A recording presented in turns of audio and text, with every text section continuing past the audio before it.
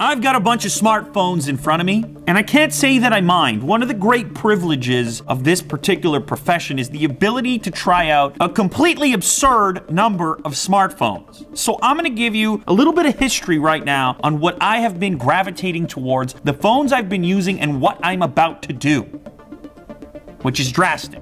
In front of me here, I have my various daily driver smartphones for the past little while, the past few months at least. I've got them in chronological order of when they occupied my pocket. On the far left, I have the Galaxy S8, which I put my SIM in, so I got my hands on the Galaxy S8 when it came out, enjoyed the phone. It had its own sets of positives and negatives. I switched over from that device to one that I actually didn't show you guys. Unfortunately, I never got around to making a video. The active version of the S8, an AT&T exclusive device, which increases the battery life up to 4,000 milliamp hours. Now, you know I'm a big fan of big batteries. Otherwise, it's essentially the same. Granted, it has this alternative body on it, kind of like having a case on your phone. It has a shatterproof display, which sounds good, but it actually made it more prone to scratches. So I ended up with a tiny little, not the worst scratch in the world. What it gives you in flexibility when you drop it, you give up a little bit in hardness. One of the things that I didn't like very much about these phones is the fingerprint scanner. Maybe this was the only place they could put it, but maybe they could change the shape. I don't know. But I never really had ultimate confidence in this location, in the shape of it. If you're using a case,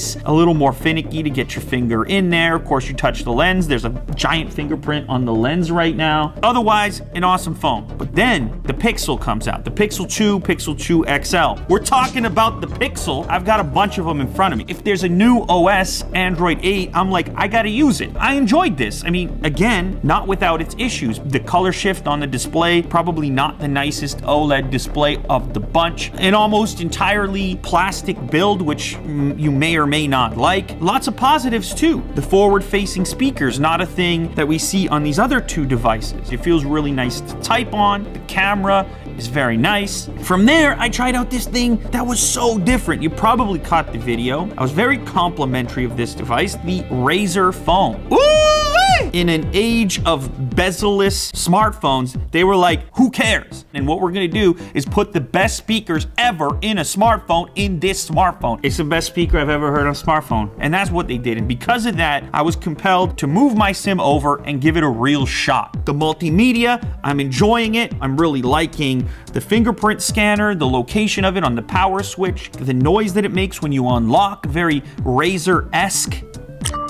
But then you look at the camera, and I believe I've got some level of preliminary software on here, so my confidence is not 100% yet, considering this phone hasn't shipped and regular users aren't using it yet. But also, majorly important, a 4,000 milliamp hour battery, the same as the S8 Active. So that brings me to the end of this lineup, and you probably already noticed, sitting there is an iPhone X, a phone that has had a split reaction. Some people think it's the greatest thing Apple's ever made. Others are critical of the notch and the software, the fact that it's not 100% optimized yet. But of course, we are talking about Apple's flagship, and the camera so far has been phenomenal. But the iPhone and Apple in general is a source of major influence in the tech space. I feel a responsibility to give you guys as much feedback as I can, to dive in more deeply to find out what's good, what's not so good, and what might even be bad. So today I am switching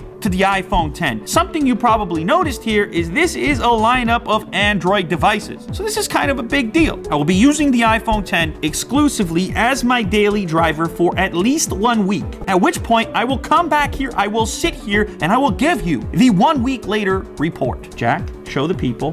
Cue the music. Bye-bye Android. Hello, iPhone X. The SIM card is in. This is my new daily driver device for at least 1 week. I have officially switched to the iPhone X, and I will hold nothing back. 1 week from now, the truth will be here, and only here.